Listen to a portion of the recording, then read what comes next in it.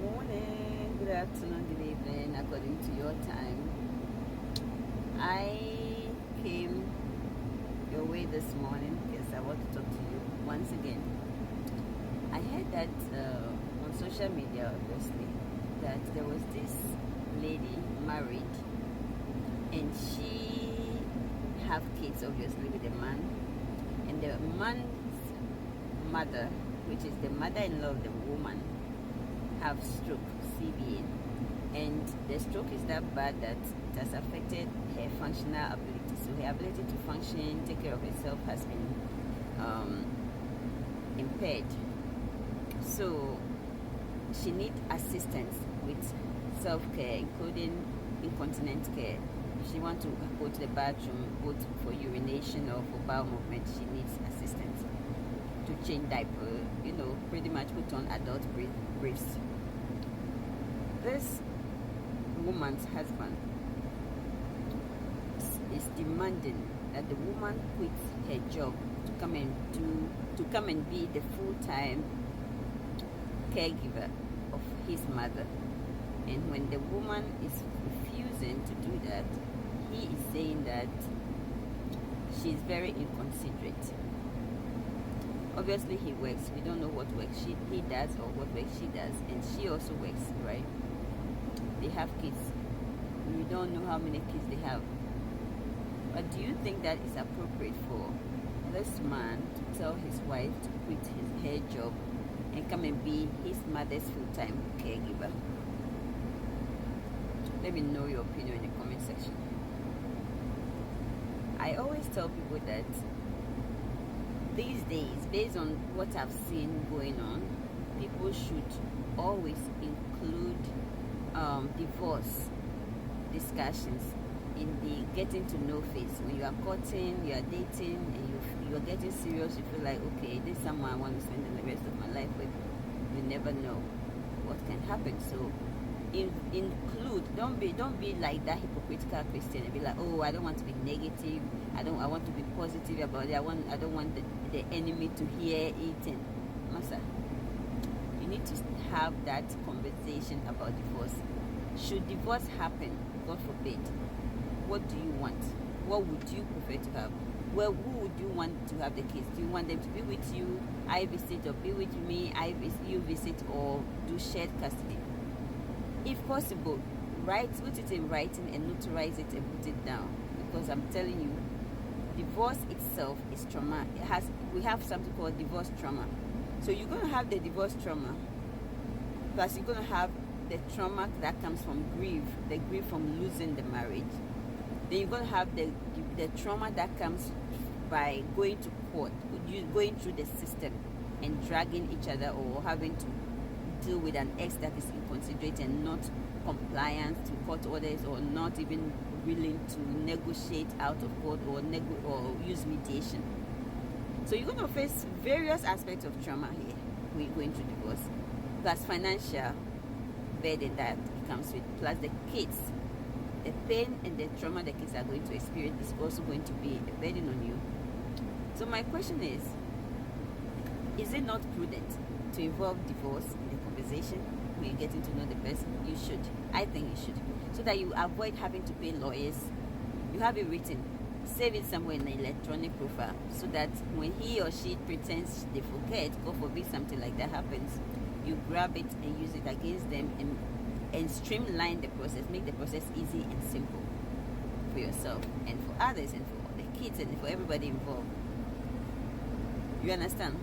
Because one thing, there are so many things they don't tell you about marriage. When you are going to marry, right, what they don't tell you is once a child comes in, everything changes. And the man that is so inconsiderate and don't understand can use the change in your body to insult you, can abuse you for the fact that now you have the child, someone has to take care of the child, babysitter issues, and you haven't been able to keep a consistent job. That alone in itself too is there. You're going to face a whole lot of abuse if you are dealing with a narcissist who is selfish, self-centered, and just don't care. Make sure the fact that someone loves you doesn't mean the person wants to have a child. The The fact that somebody love you doesn't mean they want, when the child comes in, it will be the same relationship they will maintain with you.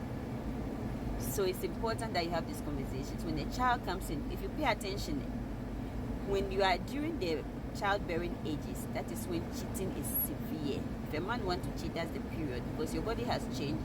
Breast milk is smelling on you. They are not used to that. Some men be cheating. That's the period men cheat. That's the period divorce could be high. That's the period financial burdens come. The time they will use to work and come and support the family, they will use it to cheat. So they are losing money from you not going to work. The family is losing money from you, the woman. You have your inability to work because now you have a baby that needs your presence, right? And then their inability to pick up extra shift or try and find a part-time job in addition to their full-time job, whatever, to help you. Or sometimes even take time out of work just to go and see a side piece. A lot of things happens when you get married and you have a child. Things changes. Just because a person loves you today doesn't mean that they will love you tomorrow. And then family. Never think that your husband's family love you, your wife's family love you, until the worst happens. They love you enough. They love you up until when that person stops loving you. They love you because that person too said they love you. Your partner says they love you. Once your partner proves to them, I'm not more interested, I'm not with this person, I'm this and that, don't expect their family members to come and be supporting them. In rare cases would you see that they'll support you. So in this case, I would now officially add these conversations to the courting questions I do talk about. Some of the courting stuff that I said you should discuss in the getting to know phase is, of course, I said add divorce, right? Divorce conversation.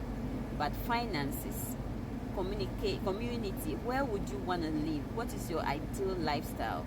What kind of life do you want for your kids? Which community do you want the kids to live in? Gated community, non-gated community, what environment? Baltimore downtown, where shooting is everywhere, or Howard County, or Anne Arundel County, or Montgomery County, or you want to be in Pages County, but you're going to fight to get your kids into charter schools. Which geographical location? And I'm just using the example of my state where I live. You can use your county, your state, your country to make those decisions. Finances, the type of schools you want your kids to go, private or public. All these things are conversations you should have. What kind of life? So you see, when you discuss these things, you plan towards it. Do you want to have children right away? Do you want to wait? Do you want to have 1, 2, 3, 10 kids? These are important conversations to have. How would you handle anger, anger, like frustrations, periods when you are upset? What would you want to do? How do you problem resolution skills? Which ones are your strengths? You see, so it's important that we have this conversation, and officially, I would say, add conversations like this where parents can be sick. So this woman said, no, I don't have to, I'm not explaining myself to nobody again. If he thinks I'm inconsiderate, so be it. I am not quitting my job. Would you? And one thing I tell people is, when he leaves you, what you have to hold on to is what brings you food, what brings you stable shelter. So would you really, and you have kids, you're going to leave your job to come and sit home. So the family will lose an income. You are going to become depressed and frustrated by being a homemaker, staying home, stationary to take care of the mother-in-law that is ill, unfortunately, and your kids. And then he goes to work and come and you meet his needs. And you're going to be lonely, isolated, and depressed, whilst he is going to go out, work out of the home and come back, and you're stressed. So it's going to be a problem. What I suggest is let him hire a caregiver full-time for the mother, whilst you go and come, and you don't lose that income. You can use that income to support him pay this. I'm not saying how to manage your income. Both of you can talk about it, how this caregiver should be paid. But definitely, I wouldn't quit my job to take care of a mother-in-law. I will provide assistance when I'm on my off days, when I'm available, that kind of thing. But quitting your job, that's risky. If the marriage fails, would you get that job back? In the US, if I'm a nurse, obviously I can get a job. How about Ghana? How about South Africa? How about where you are? Think twice. don't quit your